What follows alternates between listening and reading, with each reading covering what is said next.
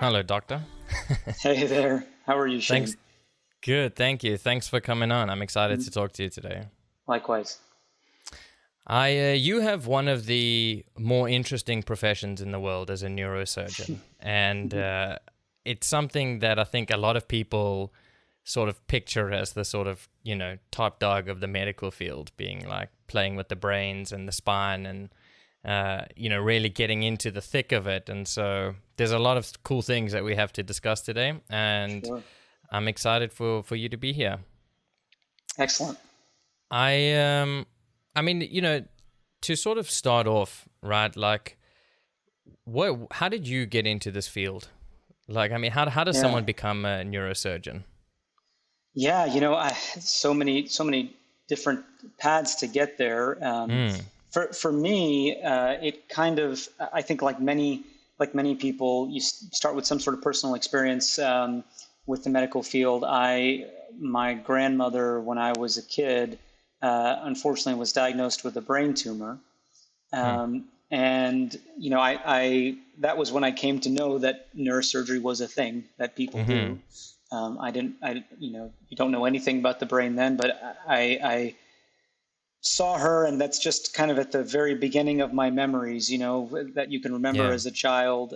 But I remember her going through surgery. I remember how she was, and some changes in behavior that resulted from that. And I saw her kind of go through the entire treatment process. But from the very beginning, my mind was kind of blown that this was even possible, that Mm-hmm. somebody would dare to do such a thing. And I kind of, as the years went on, started reading more about it. You learn about it in school and things like that, and Sure. lots of different things interested me, but nothing interested me as much as the brain itself. Yeah. And when I decided, because then I kind of thought, well, do I want to study the brain as a research scientist, or do I want to do it as a clinical person? Once I decided that I wanted to go into medical school and started understanding more about what neurosurgeons do, that became a possibility to me. And then once I got a chance to go into the operating room and see them do it, it was game over. I was hooked. Yeah. Well, so how was your like that first surgery that you witnessed? Because Yeah. when I was in high school, I did like I don't know, you sort of go job shadow people, Yeah. and I job shadowed an anesthetist, and I saw a brain surgery. I mean, I can't tell you exactly what was going on, but it was rough. I mean, Yeah. it wasn't a bad surgery, like, but just to sort of see that, and they sort of take the triangle out of the skull to access the brain, and then you see the brain and the gray matter, and I was just like, Jesus. Like, I we mean, we should not be able to do that. yeah, I Yeah. mean, unbelievable, right? Not in a bad way. Like, I mean, I've spoken about it before on the podcast, where I'm like, surgery is not the way you think it is as a sort of layperson, right? Yeah. It's far more like aggressive and requires like power tools, and I mean, obviously there's very intricate parts to it, and Yeah. a lot of it requires really small movements and or tools or things like that. But a lot of it's not, and like cutting through bone, for example, is very rough. And so to see it was definitely an eye opener for me. Yeah. So what was that like for you? How Yeah, you, was you and me both, for the exact reason, that you say, which is you see these representations of surgery on TV and in the movies, and they get a lot of things right, but it's also, of course, dramatized. yeah. For instance, I don't know why there's always only one light on in every operating room on a TV show. We All we right. have we enjoy light in the operating room. Yeah, yeah. So, but yeah, to answer your question, my first surgery was something. Um, it was actually an emergency. Mm, I was a first year medical student, and I was just like, well, let me hang out with these guys and see what they're about. And I say guys very purposefully, because there weren't any women at that time where I mm, was. But it was a patient who had an emergency brain bleed around the outside of the brain, and Hmm. they were moving very, very quickly, and had to really work to get this person taken care of. And so that was the initial shock, was there, of how quickly they were moving. But was Yeah. really cool to see, and I think that one thing that I really wish more people understood is that everything in that operating room, no matter how chaotic it is, there's the team, and particularly the nurses, the anesthesiologists, the scrub techs, they're so good at their jobs, and everything is such a choreographed dance, Yeah. that it one thing flows effortlessly into the next because of them. Mm-hmm. And everybody in there is very practiced. So no matter how crazy things may be, there's options, there's backup options, and they understand and are prepared for all of that. And the surgeon is as well. So, and then for me to see that patient that I saw in my first surgery, to see them a couple of days later to where they were comatose and now they're waking up and responding to things that we're telling them to do, that Wow. I totally blew my mind. Totally blew my Right. mind. Um, Yeah, I can yeah. imagine. Just that, just seeing what's possible and how much you can save or help someone, it really is extraordinary, right? Because, Yeah. I mean, neuroscience is a relatively new science. And so, 100 years ago, this kind of stuff wasn't happening. If you had a brain bleed, I mean, that wasn't going to go well for you, right? Yeah. And it's evolving at an incredible rate. I mean, like, what are some of the really new cool things that are happening these days? Oh, and just incredible. I'm only going to speak to the surgery stuff because there is so Sure. much stuff in non-surgery neuroscience that we're starting to understand that is incredible. But we do things now. I typically work with brain tumors, is what I like to Mm-hmm. do, clinically, and we have uh, ways of picking up individual mutations in brain tumors so that we can target our therapy to that person's specific tumor. Wow. Whereas 15, 20 years ago, it was kind of a shotgun approach where we had a bunch of medications that made people really, really sick.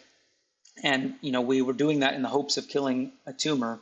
Now we Mm-hmm. have the ability to be so much more focused, almost like a sniper rifle type approach to Yeah. treating tumors.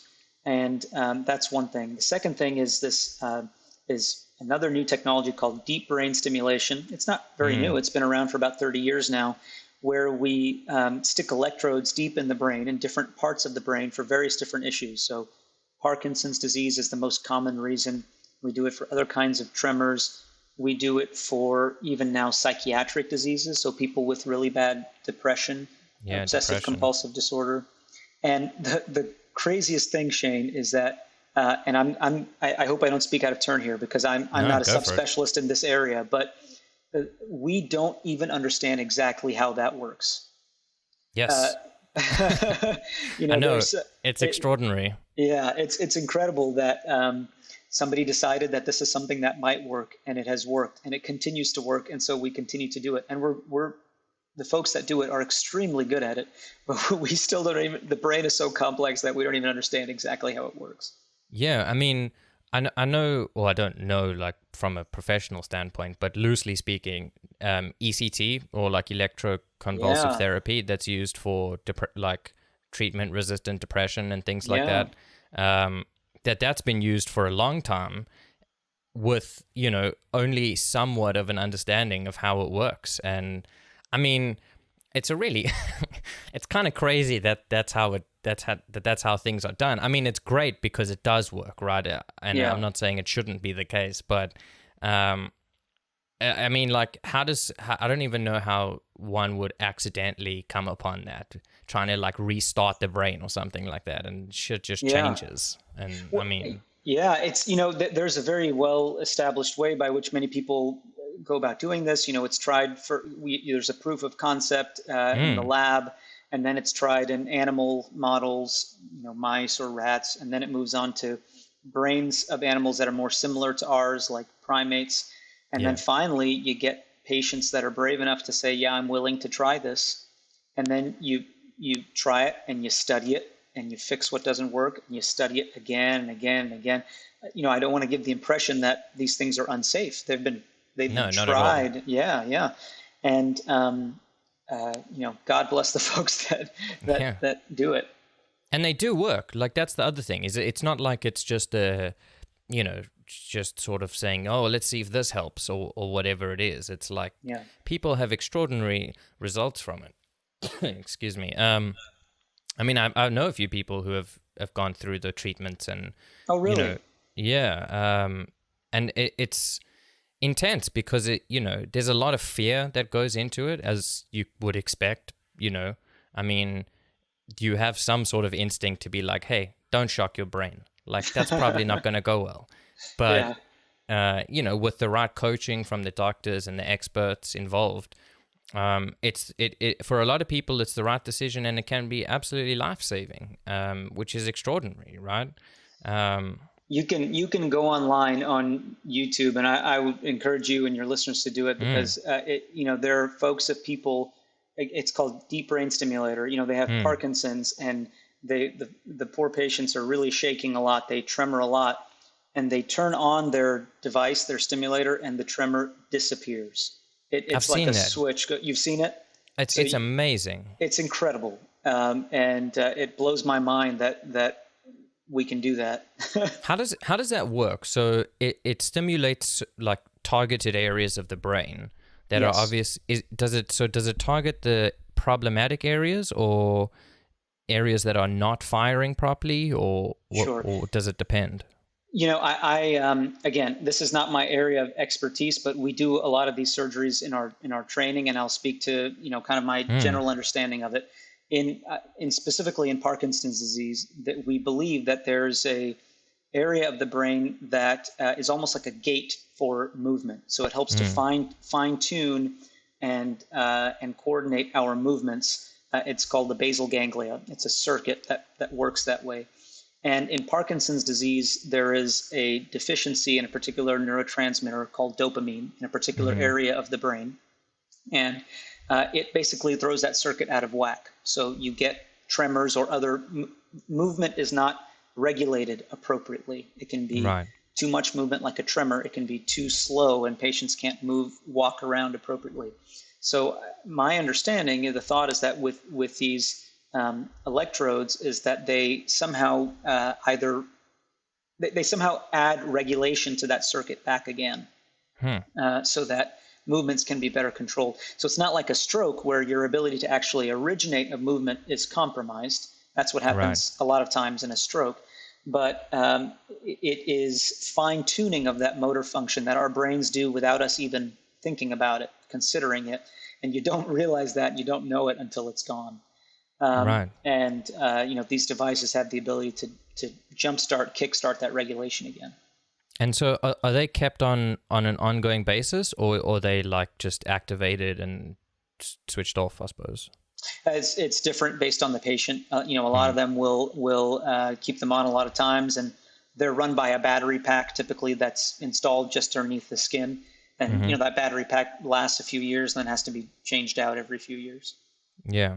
I mean, it's really, to me, it's one of the most fascinating fields, is to study the brain and the nervous system. I mean, the body in general, but the brain, because it's so complex and multifaceted, and controls basically everything just about the brain and the spine, I suppose. And so there's so much that goes on with such small amounts of space and tissue. And it's even, I mean, for me, like, one of the most mind-blowing things is that, well, I mean, it's just tissue, it's cells, right? And it does all these extraordinary computations and calculations, and, as you say, like, most of it's unconscious, or below your level of consciousness. Even just movement, like, you don't think about it, you just move, and everything just works. Yeah. Hopefully, right? Except when it doesn't, and then we call people like you in when things go a little bit off the rails. Yeah. But even more amazing is that each of the cells that is creating that on a microscopic level, neuron cells, it's almost like a switch. It's on off. It either fires or it doesn't.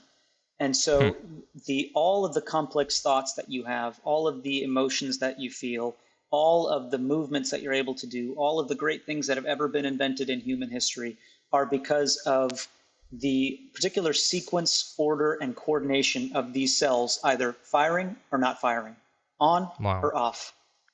So, like a computer is written in binary code and creates amazing things out of that. Yeah. Speaking as a totally non-computer scientist, but Ones and the zeros. ones and zeros, right? The Yeah. neurons within our brains, to the best of our understanding, a bunch of ones and zeros come together to form everything that we know of in human existence. I mean, it's hard to even know what to make of that. Like how to conceptualize that, or just make sense of it in with my neurons, right? My neurons are being like, I don't understand how we work. One of my favorite sayings is like the brain named itself. It's just a silly joke or whatever, but it's just one of those things. But so, what is the kind of stuff that you're working on now? Like, what's your area of specialty? Sure. So I'm early on in my career as a neurosurgeon. So I see a lot of everything, and Mm, as neurosurgeons, we deal with everything from the brain, the skull, all the way down to the spine, the spinal cord, anything that involves a nervous system structure. My area of specialty and kind of where I've done a lot of more focused studies in brain tumors. mm-hmm. I enjoy doing a lot of work with treating folks with brain tumors, but I also see things that a lot of other neurosurgeons see: spine problems, neck problems, back problems, spinal cord issues, bleeding within the brain, which is common, disease like other cancers that have spread to the brain. So I see a lot of that. Hmm. And so, you say you do a lot of work with like various kinds of brain cancers or Hmm. spinal cancers and things like Hmm. that. Like, I mean, presumably there's a bunch of different kinds, right? It's not just brain cancer. Dozens Yeah. of different kinds. Yeah. And so is each of them, how different are they? Like, I mean, and maybe that's a silly question, but No, not at you all. know, It is. You know, Oncology is changing literally every day, and our ability to how we name things and classify things changes as our hmm, knowledge of them grows. But there are, multiple types of tumors that originate within the brain. Each of the different types of cells in your brain can grow out of control and create a tumor. That's what a tumor is, right? Particular mm-hmm, cells have grown out of control, and so they can create different kinds of tumors. But some of those can grow very, very aggressively. Cancerous brain tumors can grow very, very aggressively, and can keep coming back despite what we do in many cases. So we treat them very, very aggressively, but they can come back. And some tumors are very, very slow growing. hmm. And because they're slow growing, they don't show up or show symptoms for a long time. And when they come to see me, you have somebody whose tumor is as big as a softball inside their head, and they didn't realize that they had it What? because they did, yeah, because they didn't have symptoms until a couple weeks before they saw you, even though the What do you tumor mean? may have been growing. Yeah. What do you mean a softball? Like, I mean, where does that go? How is it, you know? The ones that get that big, usually we see them in the frontal part of the brain.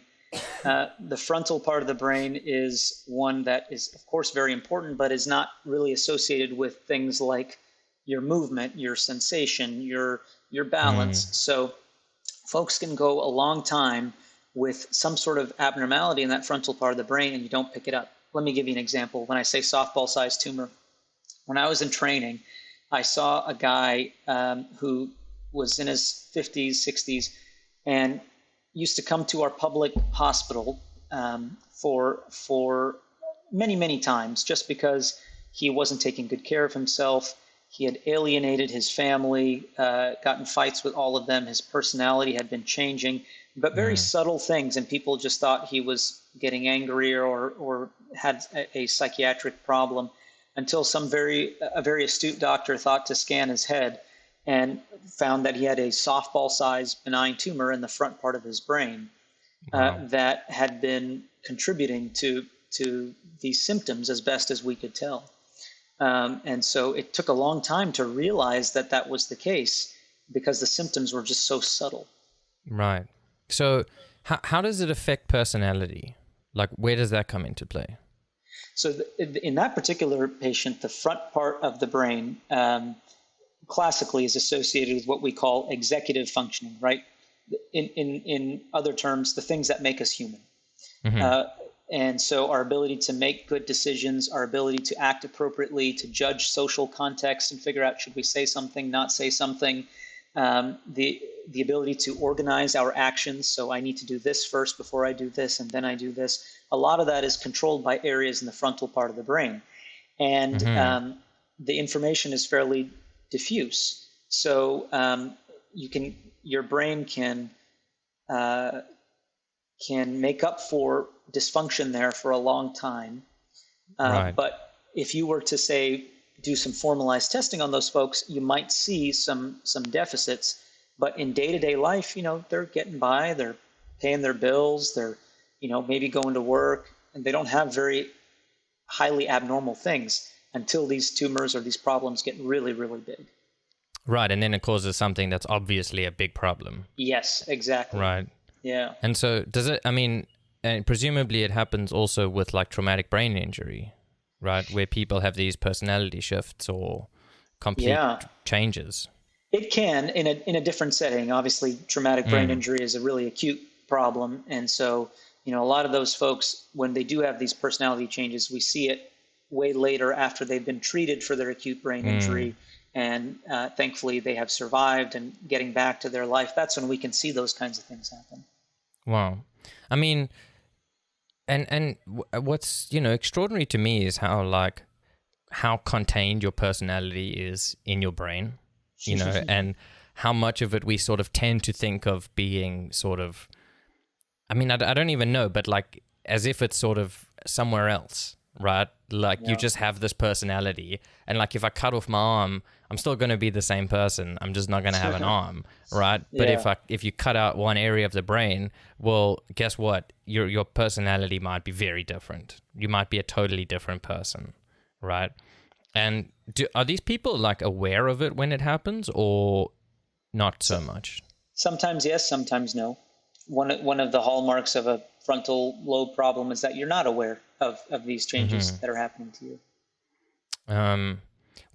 There was some I can't remember what it's called. Where there's some condition where people like, I mean, I think it's more on the psychiatric side of things where you don't know that there's something wrong with the way you're seeing things or the Mm-hmm. way you perceive or behave in the world.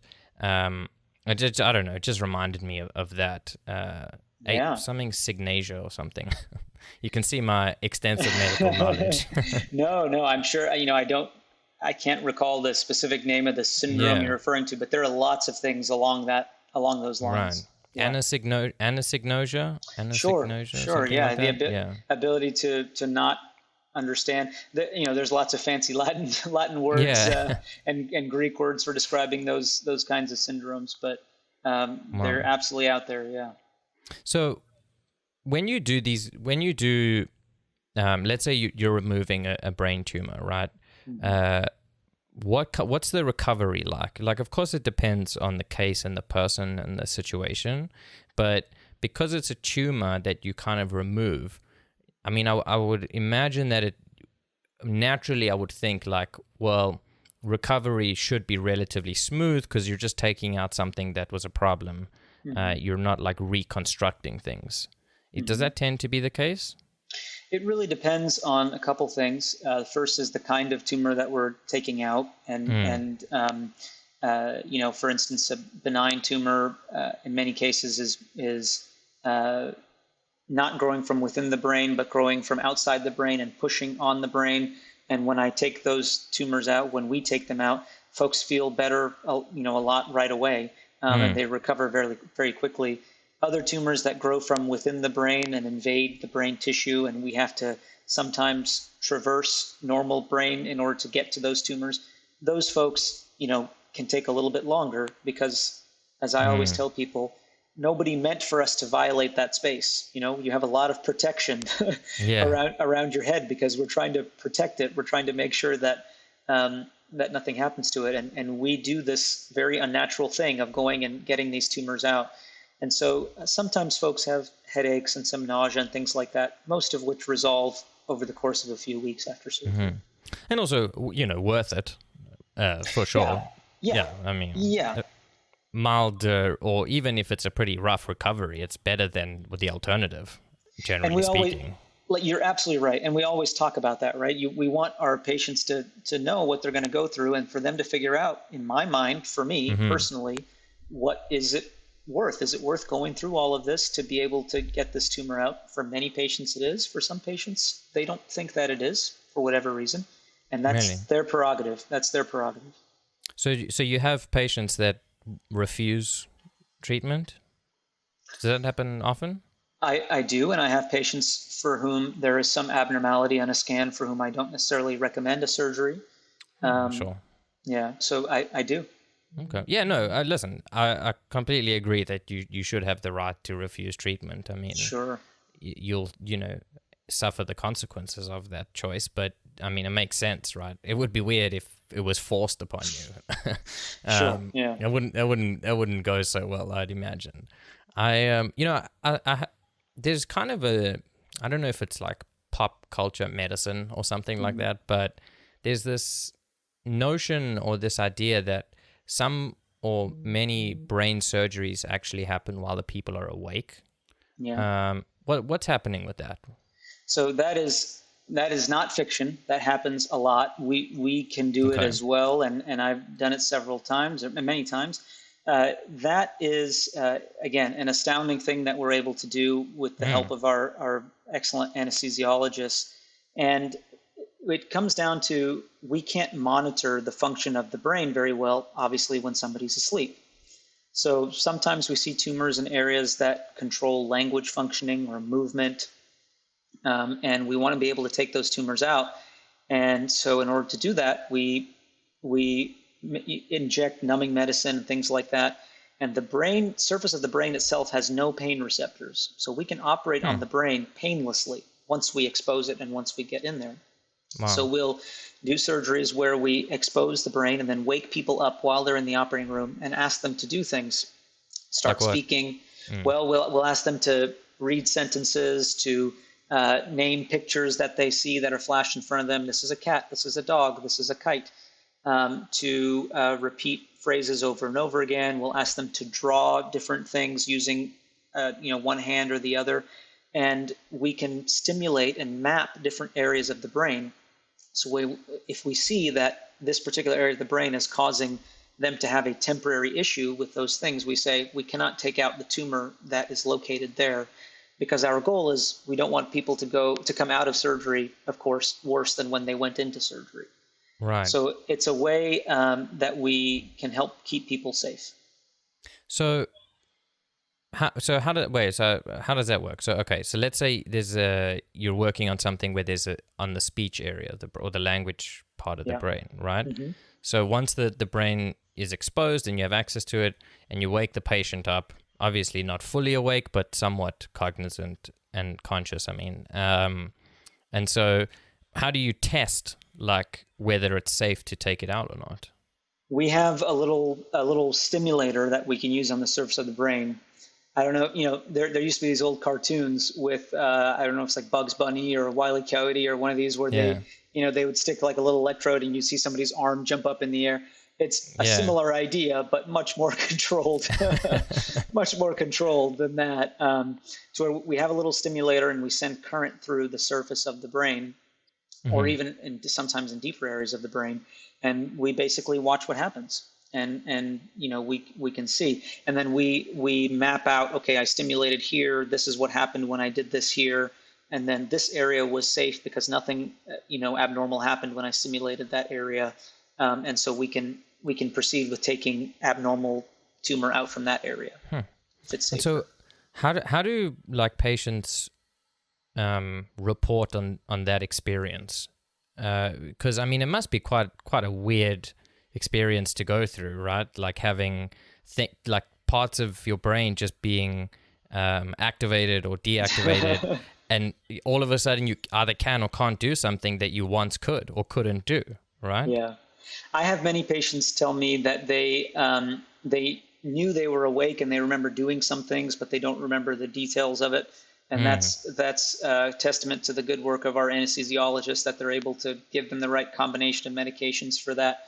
Right. But the other thing that's involved is, we try to prepare them as well as possible for what's going to happen. So, most of them understand what's happening. They remember what's happening. They don't, freak out when they wake up. And we have people there that are telling them, this is where you are. You're in the operating room. Remember, this is what we're doing. And I have rarely seen a problem with somebody, have an issue. And afterwards, they'll say to me that they remember waking up. They don't remember being in any pain because we've numbed up the area. But they remember it being unnatural, right? Your head typically is fixed in one position, so you're looking in one way because we have to do our work, and they remember the other doctor or the nurse that they're speaking to do the tests, but they can't remember specifics. Oh, okay, that's interesting. I mean, yeah, like, well, I mean, I have so many questions. We don't have to get into all of them. No, that's but okay. That's all right. I'm sure you get this a lot, right? You tell people what you do, and they're like, "There's so much shit I want to know," and you're the one who knows it. So okay, let's sort of take it on a different path here. So, like, when you're working with people, right? Mm-hmm. Like, you're obviously, you work with a lot of people who are currently going through something extraordinarily challenging or problematic in their lives, right? Like a really difficult time, often life-threatening, or at least, has the threat to be incapacitating or debilitating is perhaps a better word, right? Absolutely. And so that's certainly one of the challenges, it must be, right, is to manage the people who are coming in and be able to offer them a sense of hope and a sense of, just comfort in that there's something can be done, or, and manage expectations along the way. So is there quite an intense, prelude to surgery a lot of the time? Consultations and things like that? You're absolutely right. I think that the most important part of surgery, and anybody who does this or any other kind of surgery, medicine, anything like that, will tell you, the most important part of surgery is not what happens in the operating room. I had a boss when I was in training who said that you could, with enough time, you could teach a trained monkey to operate. Right. I won't go that far, but I'll say that the technical aspects of the job, in my opinion, are trainable, and many people can learn to do them. The hardest part is exactly what you said, which is sitting down and understanding patients' priorities, their symptoms, and figuring out, number one, if you can help somebody, as in, the old dictum of first do no harm, right? Right. If you can help somebody, number one, and in some cases you can, and in some cases you can't. And number two, then it comes how exactly you're going to do it, the planning of any sort of operation, the goals of your surgery. It's not as simple as, I know this goes without saying, but it bears repeating. It's not as simple as make an incision, make a hole, take the tumor out. Or whatever the case may be, if it's not a brain tumor. So you're absolutely right that most of the hard work happens when we initially meet folks and when we're talking to them and trying to understand what is bothering you. If we do surgery, this might happen. Are you okay with that? If we don't do surgery, this might happen. Are you okay with that? And trying to understand what makes them tick in a very short period of time. Right. Yeah, and just like going through the sort of the risk-reward evaluations of either surgery or not surgery, and then I guess you guide them as best you can to make the decision that works best for them, right? But ultimately, they're the ones who have to make that call and be okay with how it turns out. Absolutely. Right. And you gotta, like you said, these are sometimes time sensitive things. You just gotta sometimes make the best decision you can with the information that you have. and very much say, look, we're all on the same team. We're gonna do this together. Whatever happens, we'll face it together, and you just got to go with it, just like you said. Yeah. And certainly, I like what you had said about know your limits kind of thing, where you're not trying to do things that you can't do, and trying to give people false hope, I guess, that, because I imagine that could be a thing that some people would do. You hope that your doctors wouldn't do that, but I mean, how do you regulate what's the limit of like where you're willing to try and see? Or Yeah. is it a case specific thing? I guess it would be, right? It's of course case specific, but you learn a lot about yourself as a physician, as a surgeon, as you're going through, and there's never one single. It is rare that you make one single decision that is really good or Mm-hmm. really bad. It's a combination of so many different things, and you say, well, okay, this didn't work as well as I'd like, and so we'll tweak that next time, and eventually you tweak individual little things until you figure out what works well in your hands, and then a new technology or a new finding comes around, and you have to completely adjust things. But that's the job. That's the way it Yeah. works. No, that's great. And, I think keeping that honest and open mind about it is important, right? Because you can't, especially in such an evolving field, you can't be too rigid in what you think you know, right? I mean, obviously you can be pretty confident in your experience and your knowledge of things, but when new things come out, you got to adapt to see, because it might be better for everyone in the long run or in the short run. I mean, it's such an amazing field. And yeah, I mean, this, I don't know. I've never been in a situation where I've had such a serious condition before of anything, luckily. I mean, I might one day. I'm still relatively young, so anything's possible. But I would imagine that it's often a terrifying experience, especially if it's life-threatening. And then, you go to your physician or the surgeon or whoever you're directed towards, and I mean, your life is in their hands, right? Literally speaking, a lot of the Yeah. time. At Yeah. least them. You're right. It's them and their team which collectively, do the magic. But that sort of taking that step of being able to say, okay, that's quite a decision that people have to make, or maybe not. Maybe some people just jump in. Okay, so one of the other questions that I've been, wanting to ask and get more information about is kind of how stress plays a role in both, I don't know if disease is the right word, but in changing how the brain and the body functions, and also in terms of recovery, right? Like how, it's important when people are recovering that they minimize stress and keep that to a relatively manageable place, so that, they can allow for proper recovery to take place.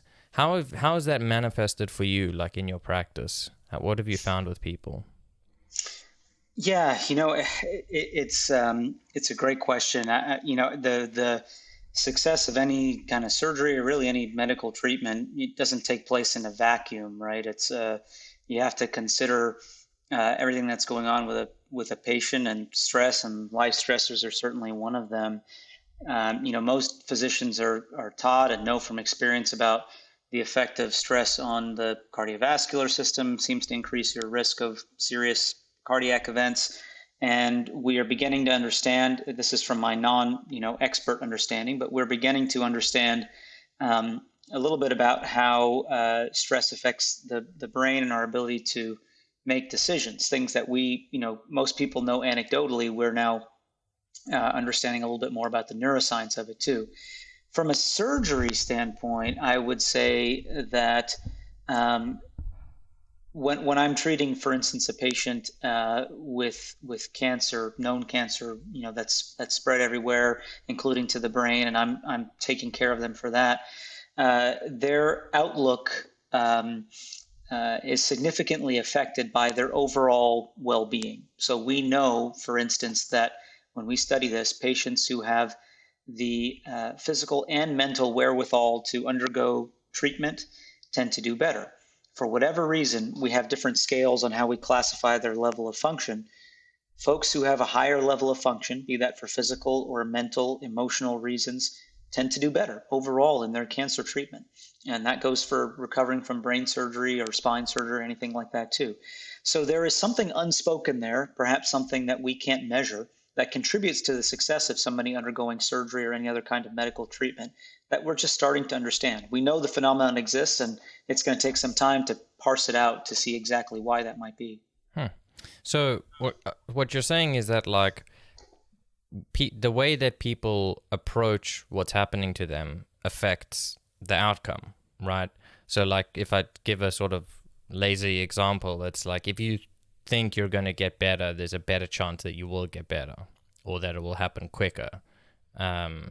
Versus, if you don't, or if you believe that it's a lost cause, that's going to be a lot more challenging for you, even if the surgery is the same, right? Is that kind of what you're saying? I don't know that it's a direct one-to-one relationship like that, but Sure. what I would say is that, we and I personally have seen folks who, when I look at their blood work, their list of medical problems, I would not expect that they would have a difficult time recovering from surgery, but they, for whatever reason,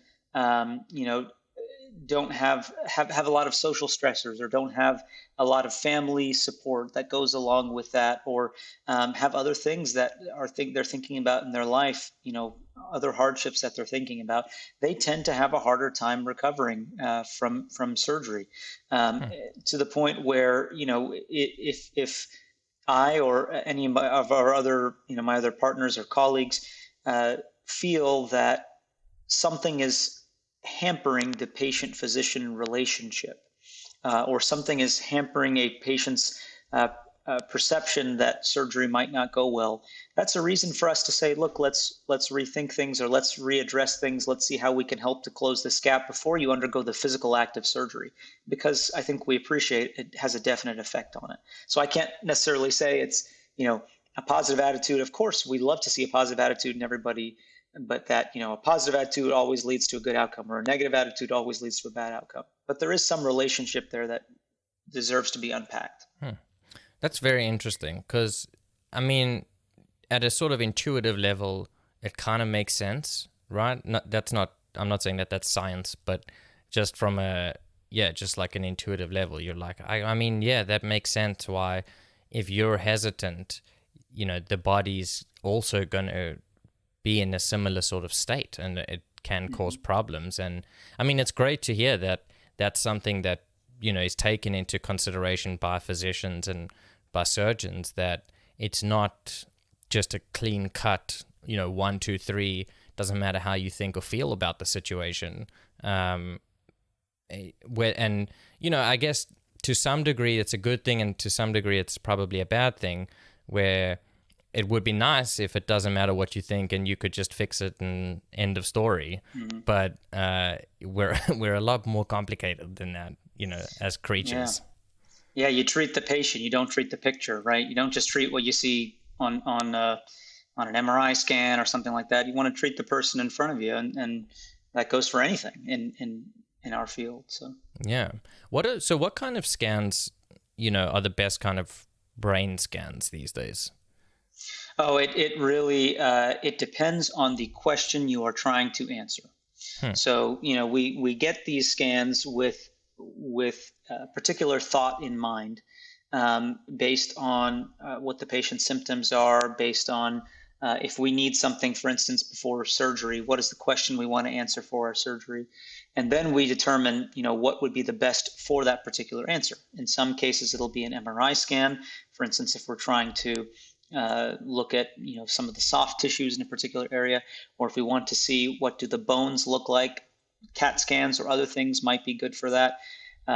Sometimes, a plain X-ray, something that's been around for more than 100 years, is the most useful scan for us, because they can be obtained in different positions that help us to understand the forces on a patient's spine, for instance, better than any other high-tech picture might do that. So I think it really depends on the question you're trying to answer.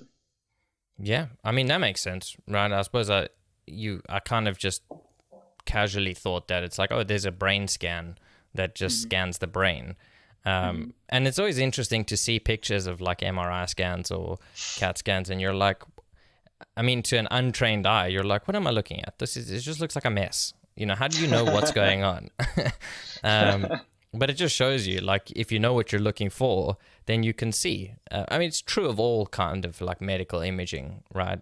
Where it looks very, actually, that's not true. X-rays have a particularly clear-cut sort of picture a lot of the time, where you're like, oh, I can clearly see that bone that's supposed to be one bone is now two.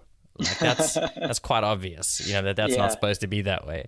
But when you see like MRI scans, it's like it seems like quite blurry a lot of the time, right?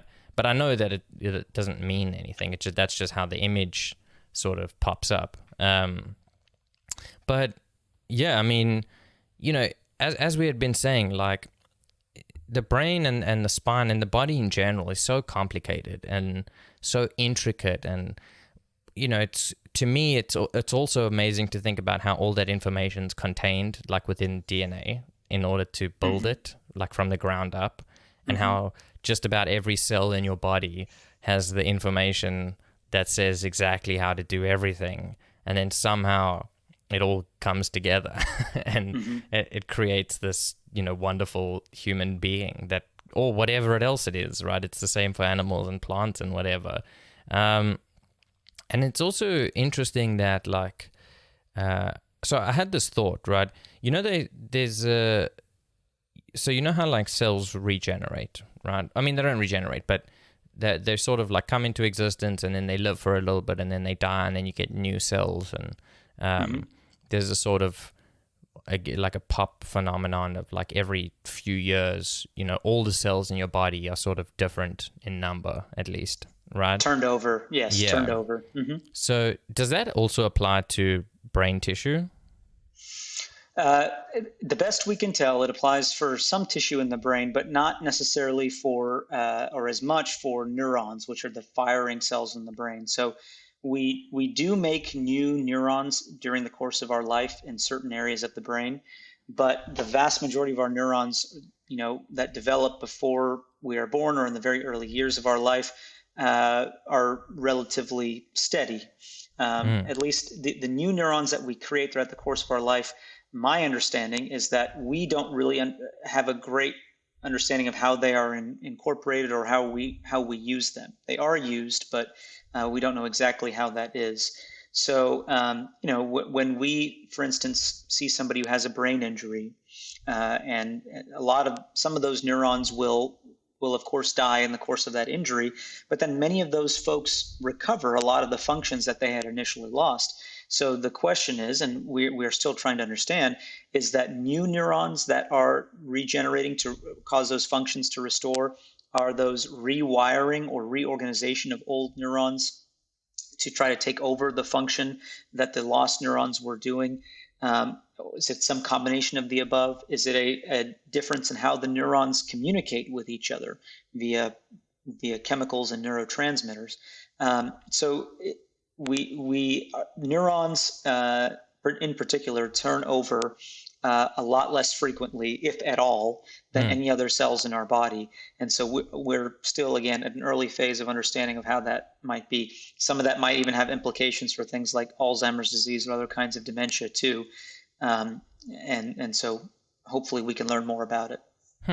That's very interesting because, yeah, I mean, I guess, you know, that sort of just further studies need to be done to figure out exactly what's going on. But I think, so what you were touching on is the sort of area of neuroplasticity, right? Which yes, exactly. The ability to, I don't know, change brain structures as needed. And I guess it's also, it comes down to learning new things in a way that's also neuroplasticity when you're developing new pathways and new understanding or new skills or whatever it is. like new neurons are coming together or working or creating these new like neural networks that do shit and make do all the stuff that you need doing, or at least controls it, right? And so in the sort of like latest neuroplasticity research, what have they been finding about the brain's ability to adapt and to create new situations? I am not an expert on the latest and greatest, but let me tell you how in terms of what's in the neuroscience literature, but let me tell you how I see it Sure. in my daily practice. We see folks who, for instance, I operated on a lady just today who about 15 years ago had a tumor that grew in the back part of her brain, which is typically where vision is controlled within the brain. The entire back part of your brain pretty much is devoted to vision. It's that complex. And when she initially had this tumor about 15 years ago, it grew in that area, and part of her visual field, part of her vision essentially went blind. That happens when tumor grows in that area in the back part of the brain, quite typically. And so the tumor was taken out, again, 15 years ago. And over the course of those 15 years, she actually got back a significant portion of the vision on that side that had initially gone away. When you look at her MRI scan from after that tumor was taken out, that part of the brain that controls vision was taken out. It was infiltrated with tumor. And so in an effort to get the tumor under control, it was taken out. If you look at every MRI that she had had for years after that, that part of the brain was gone. So what is it that was doing this? Well, the best we can surmise is that some other part of the brain, probably the occipital lobe or the back part of the brain on the other side, had taken over the function of much of that part of the brain that had been taken away. And this is a well-described phenomenon. And so the neurons are actually rearranging themselves, communicating in some different way to be able to map more of the visual field in front of her, so she could go about with her daily life. Now, whether the quality of that vision is the same as somebody who had an intact lobe on the other side, I don't. That requires more investigation, of course. But she had functional vision that came back after this occurred. So that we see neuroplasticity, it definitely exists. We see it in situations like that.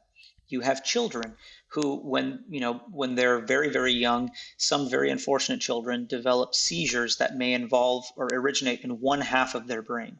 And we actually do a surgery called a hemispherotomy, where we separate one part of the brain from the other, one half of the brain from the other, and effectually, rendering one part of the brain completely unusable. And you would think that those kids, as they grow up, would have a lot of difficulty either moving one side of their body that is controlled by the half of the brain that's gone, or difficulty with some sort of other functions. But that's not the case. Those kids grow up, they may not be 100% like other children in terms of what they can do, but they get back a lot of movement on one side. They get a lot of their cognitive capacity back. And so what we think might be happening is this part of the brain that's left over is taking over a lot of that function from the part of the brain that was taken away. So we see neuroplasticity on a day-to-day basis clinically, even if I don't understand, or we're just beginning to understand as a scientific community, the molecular basis of it.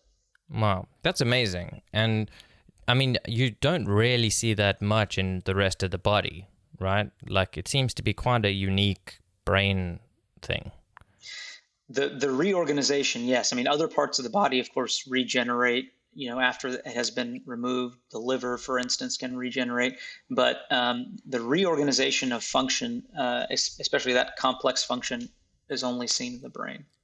So in terms of like the kids who have this hemispherectomy, what did you call it? Well, we used to do hemispherectomies back in the old days where they actually took part of the brain out. We found out that may have complications associated with, so typically we just disconnect them now. Right. So when you do that, what happens to a person's like conscious experience? I wish I could tell you, because oftentimes you're doing this for very young children, so they can't, they can't really relate that. And it's important for me to stress that it's kind of a last ditch thing. We don't. It's not the first thing that we propose to do for children like that. But these are kids who otherwise would really be suffering from seizures that can't be controlled, and so that's why we do that. But I wish I could tell you, those kids are oftentimes too young to have some sort of intense philosophical discussion about what they're feeling. No, fair enough. And yeah, I totally get that, these are very rare or extreme cases of things that require, kind of drastic measures for life-saving purposes, essentially. And so, even if there are some downsides or consequences to it, that person still gets to live, with a much higher quality of life potentially. And so, all these things are taken into consideration for sure when you're, consulting with these families and evaluating what the best course of treatment would be. And so, it's not like you walk into a doctor's office and they're like, hey, this is what we're going to do, like easy peasy, just grab some scissors and sort it out. But it would be interesting to know, if someone could articulate like what that difference of conscious experience is like from before and after. But I guess we don't know at this point, or at least it's not well documented in the literature. But we'll see.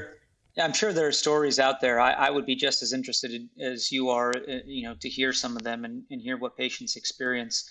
But it's a very rare, procedure, so kind of few and far between. Yeah. What are some of the other like really rare procedures that do, like really affect how things change in terms of like a conscious experience of things? Was that a really broad question? Well, it's tough because when we talk about changing of the conscious experience, in some cases that's something that I as a neurosurgeon do not want to see. I don't want to affect somebody's level of consciousness with the very basic level of functioning that they have. We see folks who, for a variety of reasons, have issues with processing stimuli after surgery, or for instance, there are some kinds of medications, or I'll give you another example. The deep brain stimulation procedure that I mentioned to you, one of the things that some people have reported with that procedure is with certain kinds of stimulation or certain areas when they get stimulated can actually lead to a change in behavior, such as a wife notices that her husband with the deep brain stimulator has started to gamble more, or have an inability to gauge the appropriateness of his decision making. That's something, or takes more risks. That's something that we can see. And you'd think, you're just trying to treat this motor symptom tremor of Parkinson's disease with these unintended cognitive side effects. So that might be one example. Yeah. And I mean, I guess because of the sort of complexity of the brain, like these things can happen, and they're hard to exactly pin down why, or how to combat it without just scrapping the project altogether, right? But I guess there's steps you can take to then deal with these side effects, or I don't know what you would want to call them, these new behavioral characteristics that develop. Like you can work towards dealing with that while at the same time receiving the benefit that it's giving you for the restoring the motor function or something like that. So it's not like it's a be all end all of decisions, and it's case specific, as is just about everything. Everything we do, every decision we make, whether it's a medication we're starting or a surgery we're doing, is a risk benefit analysis. And that is easy for me to say because I'm just proposing an intervention that's very hard, of course, for our patients. But everything has risk, and we try to work together with our patients to say, this is what I think the chances of success are, and these are the real risks you might be facing. There might be subtle things that happen that I can't necessarily tell you about, and that's part of the understanding. But here's what the benefit of that is. So you're absolutely right. Yeah. But, again, it's like risk reward, right? Because there is that potential for risk, but the potential for reward is great oftentimes. Yeah, sure. Or at least worth trying for in some people's opinion, I suppose. But so when you do like consultations for big surgeries, do you have to often see them and then send them on their way to think about it for a while? Well, how's that Almost work? always. Yeah, almost always. There are certain situations, and it tends not to be for things like brain tumors or a lot of neurosurgical problems. Uh, for instance, acute trauma or Mm, bleeding in the head, hemorrhage in the head, things like that. We don't really have the time to do that. We say we need a decision right now, and that's oftentimes extremely difficult for everybody involved, but just has to happen. But for mm-hmm, most things, yes, we want our patients to be comfortable before we proceed. We want them to have a full understanding of the risks, the benefits, the alternatives to what we're doing before they say, "Yeah, I'm willing to sign on," because we understand the trust that people have to have in every single member of the medical team, surgeon or medical doctor or any other member of the team. So we have to take that seriously. yeah. No, that makes sense, right? And I think it's the right step, and I would hope that people get that chance. I guess, as you say, except in emergency situations where you're like, Mm-hmm. well, you can take time, but it could cost you dearly if you do, and I guess that's just one of the specific complications that is faced by people in certain situations. I just have one more question for you. This is more of a personal question. I mean, it's Mm-hmm. personal to me, not to you. Mm-hmm. So how it's about migraines, right? Mm-hmm. When people get migraines, sometimes they have the aura vision thing, right? Mm-hmm. Where you sort of see spots or parts of your vision goes blurry, or there's a scar in your visual field. Mm-hmm. What's that about? I wish I could tell you. I don't understand that as well as I think a headache doctor might. Hmm. A lot of the medications that we use to treat migraines are aimed at calming down the nerves that provide sensation to the linings of the brain. As I told you, the brain itself doesn't have any pain receptors, but inflammation may play a part of it. Oversensitive nerves may play a part of it, and there may be other things at play that we don't fully understand. And a lot of treatment of migraines is, hey, we tried this in the past and it seems to work for a lot of people, so let's try it again. Hmm. So there's probably somebody out there who understands more than me about why auras happen. No, So fair enough. I don't want to give you any wrong information. No, fair enough. I wasn't looking for a medical consult on it. I was just wondering if there was some, obvious explanation for it, because it just seems like such a weird symptom to happen, and it's just sort of for me, it's like it just precedes a migraine, and I'll start to get it, and it gets worse for 30 minutes with no pain, and then it will go away, and my vision will be fully restored. And then sometimes, not always, sometimes the migraine comes, and I've had it checked out, and it's okay. I've had the scans and shit like that, so I'm not worried about it. I'm glad. It's just a strange phenomenon. I'm sorry you're having those symptoms, but I'm glad that you're getting it checked out. Yeah, thanks. It's also very rare. I don't get them often, but when it does happen, I'm always just completely befuddled. I'm like, what's going on? Why is there this scar in the middle of my vision that I know is going to go away? Yeah. And I know it's going to be here for 30 minutes or something. It's just a very peculiar experience for me. I mean, as I say, I've had it checked and there's nothing that's obviously a problem. But It's like a premonition. It's like a premonition. It's very odd, isn't it? yeah, Yeah. it is Some like a folks have that. premonition. Some folks have that before seizures too, and yeah, it's very odd. Mm. Well, I mean, it's quite useful in a sense, particularly if it's before a seizure, I would say. Hmm. You can know to sit down or lie down or stop Or take driving medicine. or Yeah. take medicine. Yeah, Hmm. exactly. Hmm. Yeah, I do it with the medicine sometimes as well. It's the sign. But anyway, listen, I've thoroughly enjoyed this conversation. I thank you very much for coming on. I hope you'll come on again soon in the future. Is there anything that you would like to promote if people want to check out more of you or your information? You have a website? Sure. Yeah, we have a website. It's drvneurosurgery.com. That's just drvneurosurgery.com. Information about me on there, and if I can be of help to anybody out there, I'd be happy to do so. There's ways of getting in touch with me on that website, and I really enjoyed this too, Shane. Thanks a lot. I'm happy you're doing this, and it's been fun. Yeah, great. I'll put that link in the description as well for anyone who's interested. But yeah, until next time, take care. All right. Thanks, Shane.